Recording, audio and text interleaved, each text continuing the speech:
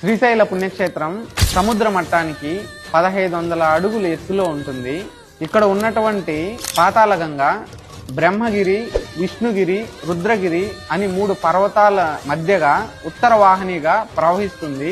శ్రీశైల క్షేత్ర శిఖరం 2830 అడుగులు. కృతయుగంలో హిరణ్యకశ్యపునికి ఈ మందిరం పూజా మందిరం. ఈ యొక్క పుణ్యక్షేత్రం శ్రీరాముడు, పాండవులు ఈ క్షేత్రాన్ని దర్శించారు. శ్రీశైల క్షేత్రానికి వచ్చేటటువంటి భక్తుల యొక్క అవస్థలు చూసి ప్రోలాయ వేమారెడ్డి 13వ శతాబ్దంలో మెట్లు నిర్మించాడు. ఒకప్పుడు ఎన్నో కొండలెక్కి, గుట్టలెక్కి, పుట్టలెక్కి, వాగులెక్కి, వంకలెక్కి భగవంతుని దర్శించుకుని ఎంతో కష్టపడితే గాని దర్శనం లభించేటటువంటి కాదు. అటువంటి దర్శనాన్ని ధూళి దర్శనం అంటారు.